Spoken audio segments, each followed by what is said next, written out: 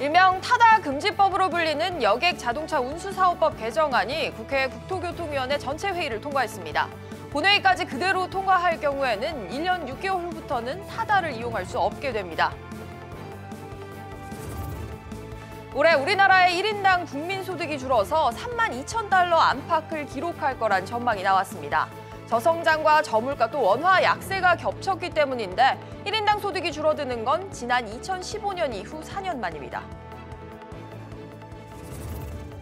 21일 거래일 연속으로 이어지던 외국인 투자자의 매도 행진이 매수세로 돌아섰습니다. 미중 간 무역 협상 진전 기대감에 코스피가 2070선을 회복했습니다. 오늘부터 아파트 청약 예비 당첨자 선정 방식이 기존 추첨제에서 가점제로 바뀝니다.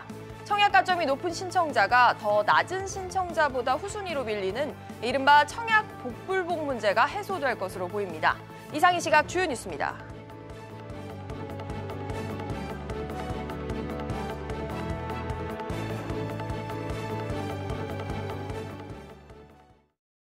시청자 여러분 안녕하십니까? 금요일 백브리핑 시시각각 시작합니다. 첫 소식은 증시 소식으로 시작합니다. 20일 거래일 연속으로 순매도 행진을 이어가던 외국인이 매수세로 전환하면서 코스피와 코스닥 모두 오전 장중 1%대 강세를 기록했습니다. 취재기자 연결해서 바로 알아보죠. 정인아 기자. 네, 정인아입니다. 지난달 7일부터 어제 5일까지 21일 연속 외국인이 순매도에 나서는 이른바 셀코리아가 멈추고 이제 매수세로 전환을 했다고요. 네, 21일 동안 5조 원 이상을 팔아치웠던 외국인이 사자로 전환하면서 코스피와 코스닥 모두 오전 장중 1%대 상승을 기록했습니다. 오전 11시 기준 코스피 지수는 전 거래일보다 0.8% 오른 2077.32를 기록했고 코스닥은 1.2% 상승한 624.99로 나타났습니다. 같은 시간 기준으로 코스피 시장에서 외국인은 502억 원을 순매수했고 기관은 636억 원 순매수를, 개인은 1,162억 원 순매도를 했습니다. 네, 이렇게 외국인이 매수세로 전환한 거 이유는 어떻게 봐야 될까요? 네, 대외 불확실성이 완화된 영향이 컸습니다. 전문가들은 특히 외국인 매도 행렬의 원인으로 미중 무역 협상의 불확실성을 꼽았는데요. 우리 시간으로 오늘 새벽 도널드 트럼프 미국 대통령이 중국과의 협상이 잘 진행되고 있다고 언급하면서 미중 무역 협상에 대한 낙관적인 전망이 매수세 전환에 영향을 준 것으로 풀이됩니다. 또 미국의 고용 지표가 개선되는 모습을 보이면서 외국인 수급에 긍정적으로 작용했습니다. SBS CNBC 정인아입니다. 네, 다음은 부동산 소식입니다. 올여름 서울에서 분양했던 한 아파트에서 예비 당첨자들을 가점이 아닌 추첨으로 순번을 정해서 형평성 논란이 있었는데요. 문제가 있다고 본 국토교통부가 결국 관련 제도를 고쳤고 오늘부터 바꿔서 적용하기로 했습니다. 또 후분양 아파트의 분양 가능 시기를 지금보다 늦춰서 피해를 최소화하는 방안도 추진됩니다. 취재기자 연결해서 자세히 알아보죠. 황인표 기자. 네, 황인표입니다. 네, 먼저 예비 당첨자 제도 이거 어떻게 바뀌는 겁니까? 네, 오늘부터 가점제가 적용되는 분양 아파트는 예비 당첨자도 추첨이 아닌 가점 순으로 지정하기로 했습니다.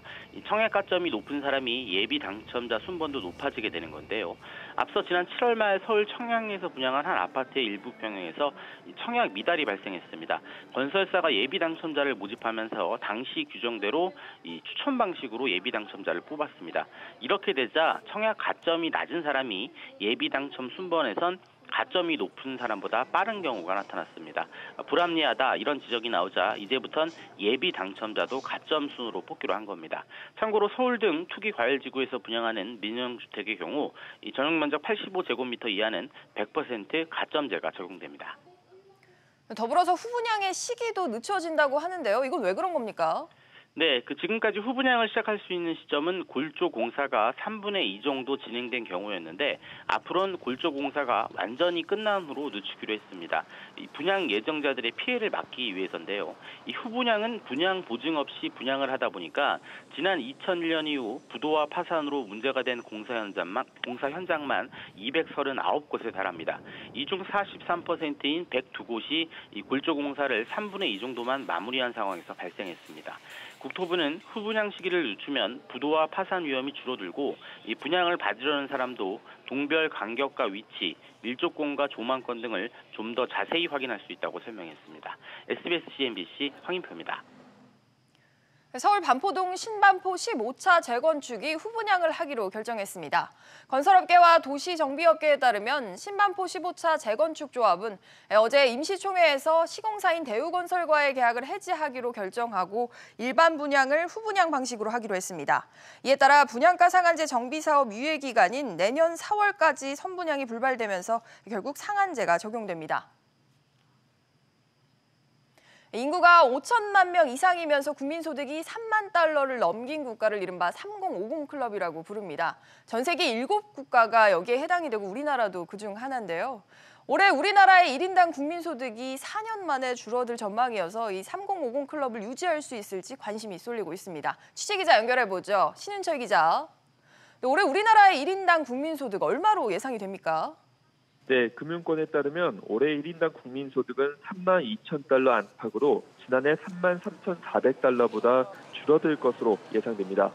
1인당 국민소득은 국민 총소득의 통계청 추계 인구와 원달러 환율을 가능해 구하는 값으로 보통 한 나라의 국민 생활 수준을 보여주는 지표인데요. 올해 3분기까지 국민 총소득은 1,441조 4,400억 원으로 전년 동기 대비 1.56% 증가했습니다. 4분기에도 국민 총소득이 이 속도로 늘어난다고 가정하고 이를 현재 우리나라 인구로 나눈 뒤 1월부터 어제까지의 원달러 평균 환율로 나누면 1인당 국민소득이 약 3만 2천 달러로 줄어들 것으로 분석된 겁니다. 1인당 국민 총소득이 줄어드는 것은 2015년 이후 처음입니다. 신 기자, 국민소득은 사실 이 환율 영향이 크다고 하지 않습니까? 원화 가치 하락한 게 국민소득 하락에도 영향을 미쳤다고 볼 수 있을까요? 네, 그렇습니다. 한국은행은 종합적인 물가 수준을 보여주는 GDP 디플레이터가 마이너스이고 원달러 환율이 작년보다 높아 1인당 국민소득이 줄어들었다고 설명했습니다. 달러화 대비 원화 가치는 지난해 평균보다 5.9% 떨어진 상황인데요. 요약하자면 저성장, 저물가에 원화 약세까지 겹치며 국민소득이 줄어든 것입니다. SBS CNBC 신윤철입니다. LG화학이 미국 1위 자동차 기업인 제너럴모터스와 미국의 전기차 배터리셀 합작 법인을 세우기로 했습니다. 관련해서 취재기자 연결해보죠. 최나리 기자. 네, 최나리입니다. 네, LG화학이 GM의 차세대 전기차에 배터리를 공급하게 되는 겁니까? 네, LG화학이 미국 시장에서의 확실한 수요처를 확보했습니다. 신학철 LG화학 부회장은 미국 GM 글로벌 테크센터에서 메리바라 GM 회장과 전기차 배터리셀 합작법인 계약을 체결했습니다.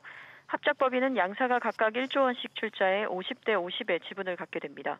단계적으로 총 투자액은 2조 7천억 원으로 늘릴 계획입니다. 공장은 오하이오주 로즈타운 지역에 세워지고 착공은 내년 중순입니다.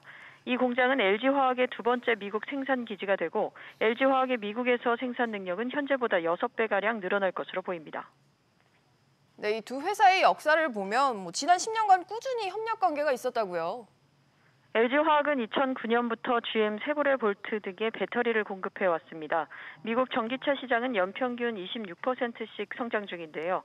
GM이 전기차 업체로의 전환을 선언했습니다. 그리고 그 파트너로 이번에 검증된 LG화학을 선택한 것으로 보입니다. 네, 그렇군요. 이번 계약이 세계 시장에서는 어떤 의미가 있을까요? 전기차 대중화 시대를 앞두고 양사가 시장 선점을 위한 안정적 기반을 마련했다는 의미가 있습니다. 블룸버그는 최근 전기차 배터리팩 가격이 1kW 시당 현재 156달러 수준에서 30% 이상 급감해 2024년에 100달러 이하로 떨어질 것으로 전망했습니다. 배터리 업체도 공급량과 수익성을 확보할 수 있는 곳과 그렇지 못한 곳으로 나뉠 것으로 보입니다. LG화학은 일단 이번 계약으로 규모의 경제 측면에서 우위를 확보하고 향후 세계 배터리 시장의 강자로 자리매김할 가능성이 높아졌습니다. SBS CNBC 최나리입니다. 다음은 승차 공유 서비스 타다와 관련한 소식입니다. 이른바 타다금지법으로 불리는 여객자동차 운수사업법 개정안이 방금 전 국회 전체 회의를 통과했습니다. 이제 국회 법제사법위원회와 본회의까지 모두 통과를 하면 타다는 현행 방식으로는 운영할 수 없게 됩니다. 관련해서 취재기자 연결해보죠. 윤지혜 기자. 네, 윤지혜입니다. 네, 타다금지법이 국회 상임위 전체 회의까지 통과를 했습니다. 네, 국회 국토교통위원회는 오늘 오전 전체 회의에서 여객자동차 운수사업법 개정안을 의결했습니다. 개정안은 11인승 이상 15인승 이하 승합차를 빌리거나 6시간 이상 대여하고 공항이나 항만에서 출발할 때만 승합차를 빌릴 수 있도록 했습니다. 개정안 공포 뒤 1년 뒤 시행, 처벌은 시행 후 6개월까지 유예되기 때문에 1년 6개월간은 지금처럼 서비스를 이용할 수 있습니다. 네, 윤기자, 그런데 공정거래위원회가 타다금지법에 공식적으로 반대 입장을 표명하지 않았습니까? 네, 어제 공정위가 신중 검토라는 사실상 반대 입장을 냈습니다.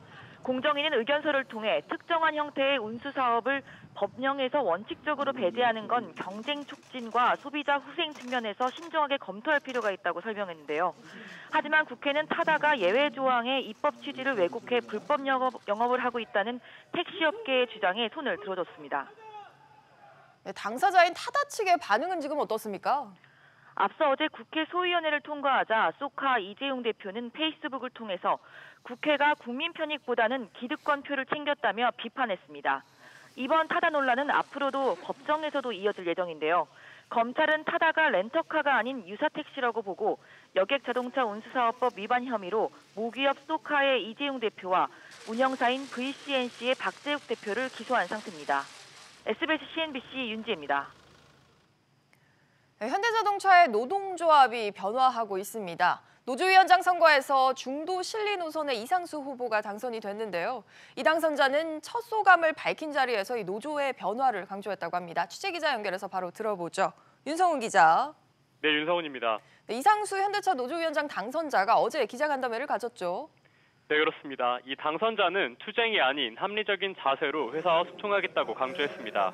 또 시대 변화에 적응하지 못하면 현대차는 오래갈 수 없다고 밝혔는데요. 발빠른 변화를 통해서 고용을 유지해야 한다고 강조한 겁니다. 네, 이렇게 변화를 강조한 이유는 뭘까요? 네, 자동차 산업 구조의 변화에 따른 고용 위기감이 작용한 것으로 보입니다.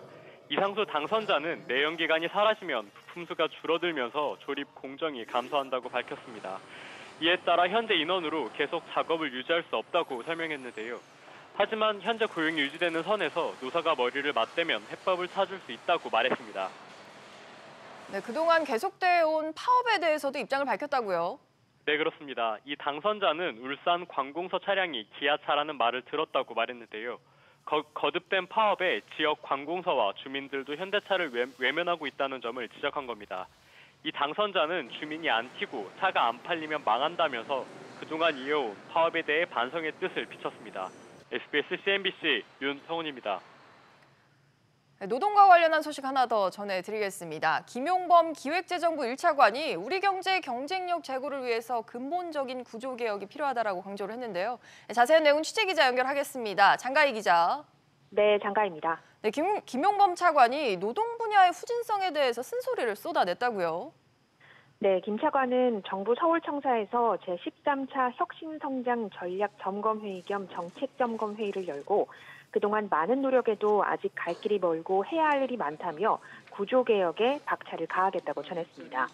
최근 세계경제포럼 WEF가 발표한 국가 경쟁력 순위에서 우리나라는 노동시장 분야 51위, 제도는 26위로 중하위권에 머물렀기 때문인데요. 김 차관은 정부는 2020년 경제정책 방향을 통해 5대 분야 구조개혁 작업에 박차를 가할 것이라고 강조했습니다. 특히 순위가 낮게 나온 노동 분야에 대해서는 중점적으로 개선하고 구조개혁의 동력으로 삼을 것이라며 임금, 근로시간, 근무 형태가 환경 변화에 탄력적으로 대응될 수 있도록 노동시장 혁신을 이끌고 미래형 제조업으로 전환, 서비스업 고부가 가치화 등 산업혁신도 강화하기로 했습니다. 네, 여기에 이제 정부가 추진하는 경제활력 중점 법안들이 아직도 국회에 계류 중인데요. 여기에 대해서도 언급을 했죠. 네, 그렇습니다. 김 차관은 데이터 3법, 근로기준법 등 주요 법안들이 처리될 수 있기를 희망한다며 각 부처는 입법이 지연될 경우에 대비해 행정부 차원에서 가능한 조치를 차질 없이 이행해달라고 당부했습니다. 또한 올해도 예산안이 법정 시한 안에 처리되지 못한 데 대해서는 정기국회 회기안에 반드시 처리돼야 한다고 강조했습니다. 투자와 수출 등 민간 부문의 활력이 여전히 부진한 점과 관련해선 올해 재정 집행에 있어 2월 불용을 최소화해 정책 효과를 극대화해달라고 전했습니다. SBS CNBC 장가입니다. 대규모 원금 손실로 논란을 빚은 해외금리 연계 파생결합펀드 이른바 DLF에 대해서 금융감독원이 손실의 최고 80%를 배상하라고 결정을 했습니다. 이 내용은 김성훈 기자 연결해서 자세히 알아보겠습니다. 김성훈 기자. 네, 김성훈입니다. 네, 먼저 배상 비율 결정 어떻게 나왔습니까? 네, 금융감독원은 어제 분쟁조정위원회를 열고 우리은행과 하나은행 등에 대한 분쟁조정 신청 6건에 대해 불안전 판매로 인정했습니다. 은행들에게 손실액의 최소 40%, 최대 80%를 배상하라고 결정했는데요. 80%의 배상 비율은 역대 투자상품 불안전 판매 분쟁조정 결과 가운데 가장 큰 규모입니다. 분조위는 또 불안전 판매가 인정되면 투자자 과실을 모두 반영하더라도 최소 20%를 배상할 수 있도록 했습니다. 금감원 분조위는 이번 손실 발생에 대해 은행의 책임을 무겁게 물었는데요. 배상 비율을 책정할 때 은행 본점 차원의 과도한 수익을 추구하는 영업 전략과 내부 통제 부실을 반영했다고 설명했습니다. 들어보니까 배상 비율이 투자자별로 조금 다른 것 같은데요. 조금 더 구체적으로 전해주시죠. 네, 투자자의 과거 투자 경험이나 거래 규모 등 개별 특성에 따라 배상 비율의 차이가 났는데요. 가장 높은 80%의 배상을 받은 투자자는 우리은행 상품에 가입한 79살의 치매 환자로 난청에 투자 경험이 없었습니다. 그 다음으로 높은 75% 배상 결정이 내려진 사례는 투자 경험이 없는 60대 주부로 은행에서 손실 확률이 0%라고 강조해 상품을 판점이 반영됐습니다. 가장 낮은 40% 배상은 투자자가 손실을 감내할 수준인지 확인하지 않고 은행이 초고위험 상품을 권유한 경우였습니다. 네, 그렇군요. 다른 개인 투자자들은 어떻게 되는 겁니까?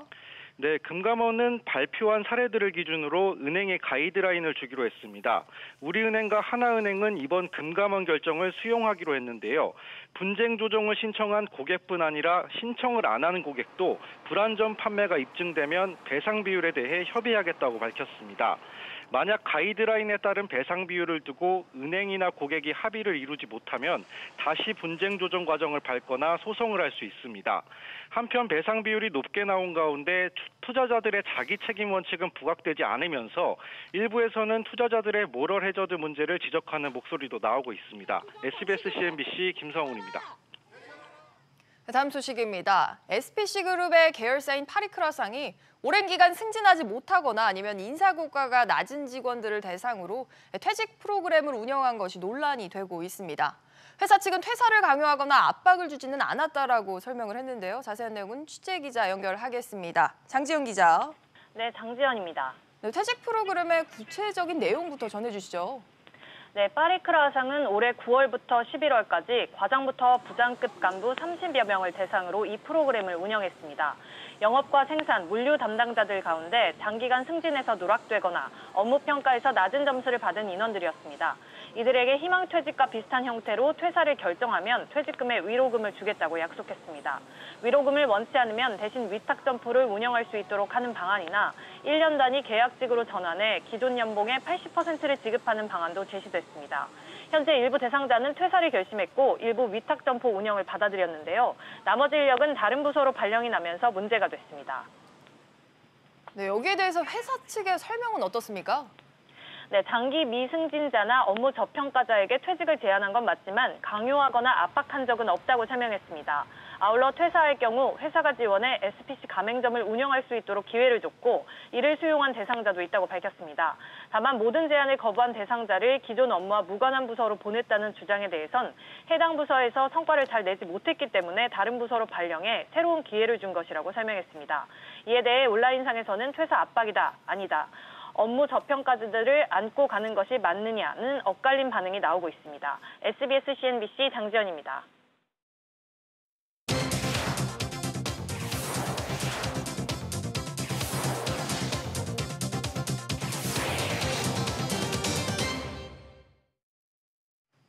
한 주간 뉴스의 중심에 있었던 재계 인물과 또 이슈에 대해서 알아보겠습니다. 산업부의 권세욱 기자 나와 있습니다.